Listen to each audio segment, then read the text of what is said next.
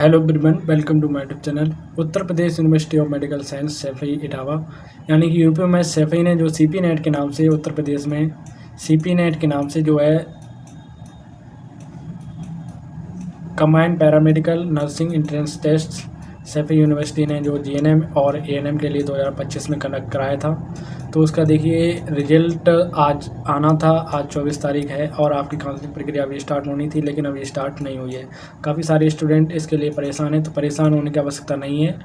आपकी देखिए result tentative date पहले से लिखी है और आपकी जो है merit list publication tentative date लिखी है। काउंसलिंग आपकी आज से स्टार्ट होनी थी, वो भी डेट टेंटेटिव लिखी है। लेकिन इसको लेकर आपको परेशान जो है बिल्कुल मैं बोलना चाहूँगा नहीं होना है। क्यों नहीं होना है?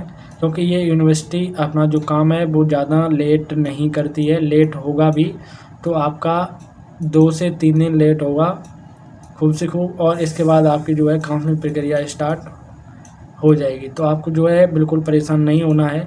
आपको अपने डॉक्यूमेंट रेडी रखने हैं। डॉक्यूमेंट आप अपने अभी से रेडी कर लीजिए, क्योंकि एडमिशन के टाइम पर आपको जो है हो सकता है टाइम ना मिले, सभी के पास डॉक्यूमेंट सभी रेडी नहीं रहते। तो आपको तब तक अपने डॉक्यूमेंट रेडी करके रख लेने हैं।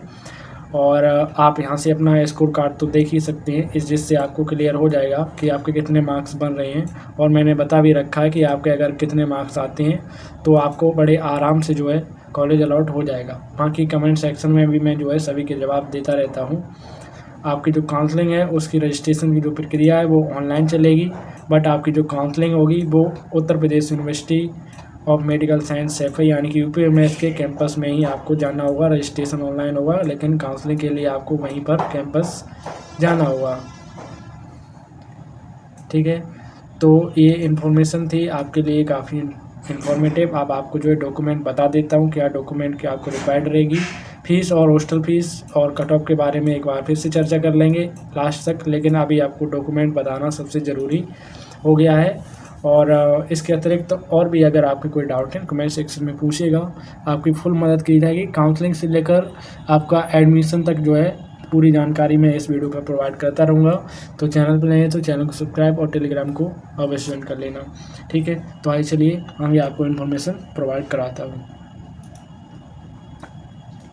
तो ये जो सीपी नेट 2026 एग्ज़ाम है, यानी 2025 का जो एग्ज़ाम है, इसे कंडक्ट कराती है Uttar Pradesh university of medical science Saifai, जो कि इटावा डिस्ट्रिक्ट के सैफई में स्थित है। काफ़ी अच्छी गवर्नमेंट यूनिवर्सिटी है और जो कि पूर्व चीफ मिनिस्टर अखिलेश यादव जी के जो है गांव में बनी हुई है। काफ़ी अच्छी एजुकेशन फैसिलिटी वहाँ पर अवेलेबल है। आपको चाहे फैसिलिटी की बात करूँ चाहे फैकल्टी की बात करूँ, दोनों चीज़ें अच्छी हैं। और एक बहुत बड़ा हॉस्पिटल भी वहाँ पे जो है अवेलेबल है। एक गवर्नमेंट मेडिकल यूनिवर्सिटी है और बहुत सारे कोर्सेज भी वहाँ पे होते हैं और अच्छा कॉलेज है। और इसी क्रम में आगे बात करूं कि आपका जो एडमिशन हो रहा है ये जीएनएम, एएनएम और बी फार्मा 3 कोर्सों के लिए हो रहा है, जिसकी आपकी देखिए बी फार्मा की जो है 60 सीटें और जीएनएम की 60 सीटें और एएनएम की 50 सीटें। एएनएम की देखिए यहाँ पे नीचे दे रखा है डिप्लोमा इन एएनएम की 50 सीटें, जो कि आपका 2 ईयर का कोर्स है। टोटल आपका जो एंट्रेंस एग्ज़ाम हुआ था वो 170 सीटों के लिए यानी कि 170 सीटों के लिए एंट्रेंस एग्ज़ाम कंडक्ट कराया गया था, जिसे कंडक्ट कराती है अटल बिहारी वाजपेयी मेडिकल यूनिवर्सिटी। वो हमारा एग्ज़ाम अलग है। पहले जो है अटल बिहारी वाजपेयी के थ्रू अब यहाँ से जो है एडमिशन बीएससी नर्सिंग का होने लगा है। इससे पहले यहाँ से जो है बीएससी नर्सिंग और डीएमएलटी, डीपीटी वगैरह का भी जो है एडमिशन होता था। तो ये आपका देखिए पेपर हो चुका है, रिजल्ट आपका आने वाला है। जो डॉक्यूमेंट और फीस आपको बता दे रहे हैं। आपकी मेरिट आ जाती है वो 7 दिन में लगभग आपकी आ जाती है स्क्रूटनी के बाद, लेकिन थोड़ा सा 1-2 दिन लेट भी हो सकता है, क्योंकि काफ़ी सारे जो है यूनिवर्सिटी में काम चलते रहते हैं। आपकी जो है एडमिशन प्रक्रिया फैकल्टी को अच्छा बनाने का प्रयास किया जाता है। तो काउंसलिंग जो आपकी होगी वो प्रथम और सेकंड राउंड होगी, और साथ ही साथ अगर आपकी सीट वैकेंट रखती हैं तो वो राउंड भी कराया जाएगा। ठीक है, तो 2 राउंड तो आपके होने ही हैं, फर्स्ट और सेकेंड। काउंसलिंग की रजिस्ट्रेशन की प्रक्रिया जो है वो आपकी ऑनलाइन ही होगी, बट आपको काउंसलिंग के लिए जो है वहीं कैंपस में जाना रहता है। प्रथम चक्र आप जो है फार्मेसी संकाय के समस्त काउंसलिंग की जाएगी मेरिट के आधार पर, एवं द्वितीय चक्र की काउंसलिंग जो है प्रथम चक्र के आवंटित अभ्यर्थियों भी पुनरावंटित है तो भाग ले सकते हैं, यानी कि आप यहाँ से जो है सीट को अपग्रेड और फ्लोट भी कर सकते हैं और अपनी सीढ़ी के अनुसार अपनी सीटों को और अपनी रैंक के अनुसार जानकारी ले सकते हैं। ठीक है, अगर सीटें बचती हैं तो आपको रिजर्वेशन भी यहाँ पे देखिए मिलता है, reserve ST SC OBC EWS ST जो भी है, और PWD कैंडिडेट को भी मिलता है। तो काउंसलिंग की जो फ़ीस लगती है, जो काउंसलिंग फ़ीस है वो 500 रुपये लगेगी, प्लस 10,000 का जो है सिक्योरिटी फ़ीस आपको डिपॉजिट करना होगा काउंसलिंग में सम्मिलित होने हेतु। टोटल जो है आपको जो है काउंसलिंग के लिए 10,500 रुपये का पेमेंट जो है ऑनलाइन UP UMS की साइट पर करना रहता है। ठीक है, अब यहाँ पे ध्यान दीजिएगा, अभ्यर्थी द्वारा आवंटित प्राप्त करने एवं प्रवेश प्रक्रिया पूरी कर लेने की दशा में सिक्योरिटी फीस 10,000 का जो है वो आपकी कॉशन मनी यानी कि प्रशिक्षण शुल्क के रूप में समायोजित हो जाती है। यानी कि जो 10,000 रुपये आपके हैं ये आपके जो है प्रशिक्षण शुल्क यानी कि ट्यूशन की फीस में आपके ट्यूशन फीस में जमा हो जाते हैं। अगर आपको सीट अलॉट नहीं होती है तो ये आपके जो है रिफंड हो जाते हैं। ठीक है, जिन अभ्यर्थियों द्वारा आवंटन प्राप्त करने के पश्चात प्रवेश नहीं लिया जाएगा उस दशा में उक्त अभ्यर्थी की जो सीट कंफर्मेशन फीस है 10,000 की, उसे जो है माध्यम से उनके बैंक खाते में वापस कर दी जाएगी। काउंसलिंग पंजीकरण 500 रुपये की जो फीस है वो किसी भी हालत में वापस नहीं की जाएगी। ठीक है, तो जो काउंसलिंग की 500 की फ़ीस है वो नॉन रिफंडेबल है। मेरिट के आधार पर जब आप जो है एडमिशन लेने जाएंगे तो जो जरूर डॉक्यूमेंट की आपको रिक्वायरमेंट रहेगी, आपको एक तो CP नेट का प्रवेश पत्र जो आपके मूल रूप में होना चाहिए, प्लस आपको जो है सेल्फ अटेस्ट जो है एक छाया प्रति यहाँ बताई गई है, लेकिन मैं आपको बोल रहा हूँ कि 2 ले जाएगा क्योंकि और भी ज़रूरत आपको हो सकती है, और कुछ 2 फ़ोटो भी एक्स्ट्रा ले जाएगा। रिजल्ट और मेरिट रैंक, आधार कार्ड की फ़ोटोकॉपी और आधार कार्ड ओरिजिनल डॉक्यूमेंट भी ज़रूर ले जाइएगा क्योंकि वहाँ पे आपका डॉक्यूमेंट वेरिफिकेशन भी होता है। हाई स्कूल की मार्कशीट, इंटर की मार्कशीट ऑनलाइन आवेदन के समय अपलोड करिए। अगर आज जो आपका फ़ोटोग्राफ है उसकी 2 प्रतियाँ यानी कि फ़ोटो, और उत्तर प्रदेश के निवास प्रमाण पत्र आपको चाहिए। कास्ट सर्टिफिकेट SC SC का जो है 2-3 साल पुराना चल जाएगा, बट OBC और EWS का जो कास्ट सर्टिफिकेट है वो 1 अप्रैल 2025 के बाद का ही बना होना चाहिए। ठीक है, और इसके अतिरिक्त आपके पास स्वतंत्रता सेनानी, फ्रीडम फाइटर, एक्स आर्मी और EWS सर्टिफिकेट है तो उसका भी आपको यहाँ पर लाभ दिया जाएगा। काउंसलिंग हो प्रमुख दिशा निर्देश दिए गए हैं, कुछ इस प्रकार हैं। काउंसलिंग नियत दिन के अंत तक पूर्ण न होने पर अगले दिन भी जारी रह सकती है, यानी कि जिस दिन आपको बुलाया जाता है उस दिन किसी कारणवश सभी को जो है काउंसलिंग प्रक्रिया पूर्ण नहीं हो पाती है तो अगले दिन भी हो सकती है। पाठ्यक्रमों की सीटों की संख्या में भी परिवर्तन हो सकता है, क्योंकि हो सकता है प्रीवियस ईयर की सीटें जो हैं 1-2 सीटों पर एडमिशन ना हुआ हो, सीटें वैकेंट पड़ी हुई हों तो सीटें बढ़ भी सकती हैं। अभ्यर्थी को मेरिट सूची में उनके ओवरऑल रैंक के अनुसार जो है बुलाया जाएगा। पाठ्यक्रमों का आवंटन अभ्यर्थी द्वारा दी गई वरीयता क्रम के आधार पर, यानी कि जो चॉइस फिलिंग आप जैसे मान लो किसी ने 1 नंबर पर GNM भरा, पहले अगर आपके उसके अनुसार रैंक रहती है तो GNM अलॉट हो जाएगा, नहीं रहता है तो 2 नंबर पर मान लो किसी ने भी फार्मा भरा, अगर उसके अनुसार आपकी रैंक रहती है तो आपको अलॉट हो जाएगा। मान लो नहीं रहती है, बी फार्मा भी नहीं अलॉट हुआ, लेकिन आपने 3 नंबर पर जो है ANM भर दिया, ठीक है, ANM ओनली जो है गर्ल कैंडिडेट ही कर सकते हैं, यानी फीमेल कैंडिडेट कर सकते हैं, बट आपके ANM के लायक आपकी रैंक थी तो आपको ANM अलॉट हो जाता है। ठीक है, इस प्रकार से चॉइस फिलिंग के दौरान आपकी जो है काउंसलिंग होती है।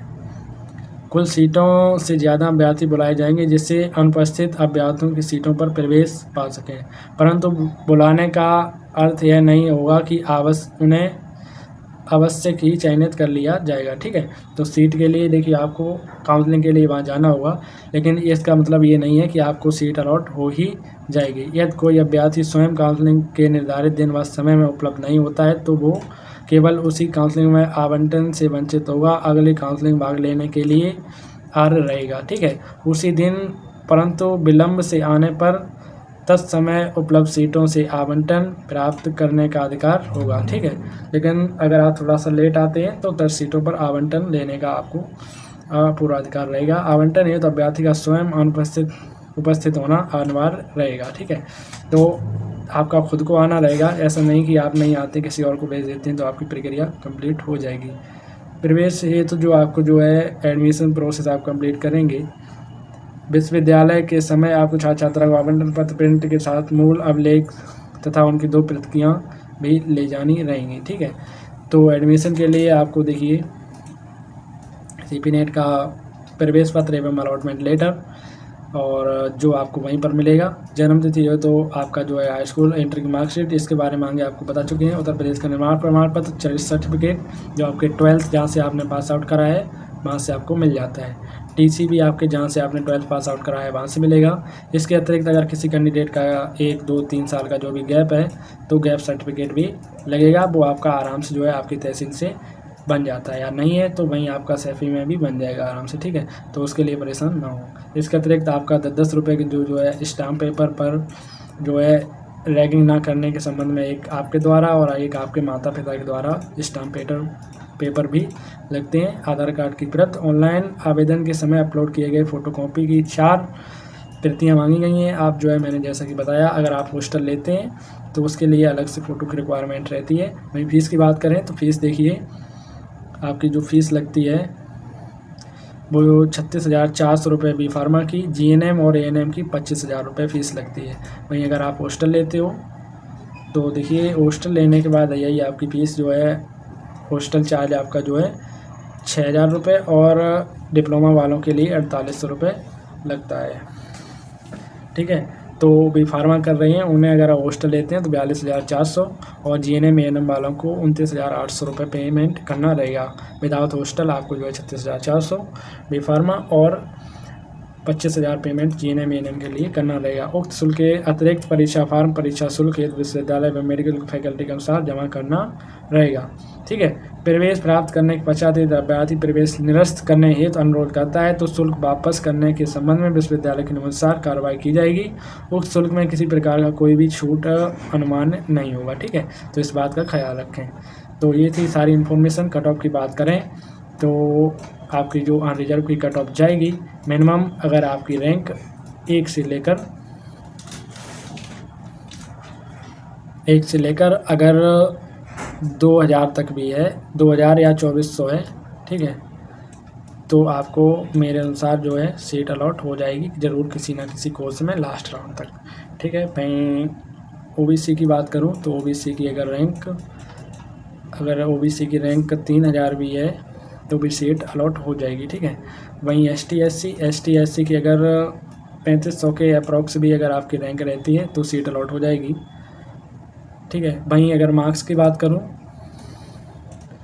यानी कि आपका स्कोर अनरिजर्व में, तो अनरिजर्व में अगर आपके 65 प्लस मार्क्स हैं तो आपको कोई ना कोई कोर्स बड़े आराम से अलॉट हो जाएगा। वहीं OBC में और AWS में अगर आपके मार्क्स 60 प्लस भी है तो आपको आराम से कोई ना कोई कोर्स अलॉट हो जाएगा। वहीं ST और SC की बात करूं तो अगर आपके 55 प्लस हैं तो आपको भी कोई ना कोई कोर्स बड़े आराम से अलॉट हो जाएगा। वहीं GNM की बात करूं तो GNM की कट ऑफ थोड़ी सी ज़्यादा रहेगी। GNM अगर अनरिजर्व की बात करूं तो अनरिजर्व में GNM जो है लगभग आपको 65 पे भी हो सकता है, लेकिन मैं सेफ स्कोर की बात कर रहा हूं तो 70 प्लस। OBC में तो OBC में भी भाई जो है आपका 5 नंबर का रहेगा, 65 प्लस पे होगा। ST का जो है 60 प्लस पे भी हो जाएगा। तो ये थी सारी इन्फॉर्मेशन आज के वीडियो में। तो आई होप वीडियो आपके लिए काफ़ी हेल्पफुल रहा होगा। तो thank you so much watching for this video. धन्यवाद।